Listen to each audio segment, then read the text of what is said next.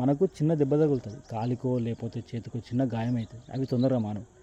2 రోజులు అయితే తగ్గిపోతుంది అనుకునే లోపలనే దానికే దెబ్బ తగిలి ఇంకా పెరిగి పెద్దగా అయ్యే అవకాశం ఉంటుంది. మనం ఏం చేస్తామంటే దానికి తగ్గించుకోవాలి, తొందరగా తగ్గించుకోవాలని చెప్పి టాబ్లెట్లు వాడతాం, ఆయుర్వేదిక్ వాడతాం, అవసరమైతే డాక్టర్ దగ్గరికి వెళ్తాం. అయినా కూడా ఆ పూటకు తగ్గిపోయి మళ్ళీ అదే గాయం తగ్గిపోతుంది అనుకునే లోపల దానికి దెబ్బ తగిలి ఇంకా పెరిగి పెద్దగా అయ్యే అవకాశం ఉంటుంది. దాదాపుగా ఆ గాయం తగ్గడానికి 2-3 నెలల టైం పడుతుంది.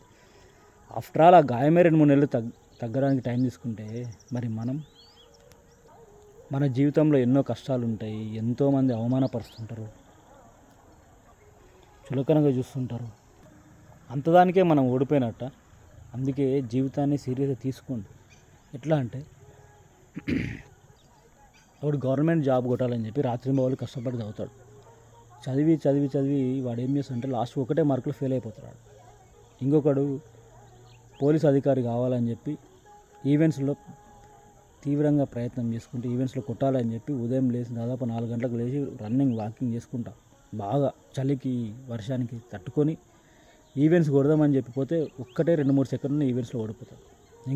ఇంకొంతమంది ఏం చేస్తుంటారంటే బిజినెస్ చేద్దామని చెప్పి బిజినెస్ రంగంలోకి వెళ్ళిపోతారు. ఆ బిజినెస్ సరిగ్గా నడవక అట్టర్ ఫ్లాప్ అయిపోతారు కొంతమంది. అంతదానికి మనం ఓడిపోయినట్టు కాదు. మనము ఎప్పుడు ఎదగాలనో ఏం చేయాలనో అనేది మన చేతిలో లేదు, అంత భగవంతుని చేతిలో ఉంటుంది. ఆ దేవుడు ఆడిచ్చే బొమ్మలమ్మ. ఆ దేవుడు కరెక్ట్ టైంకి మనకి ఖచ్చితంగా సహాయం చేస్తాడు.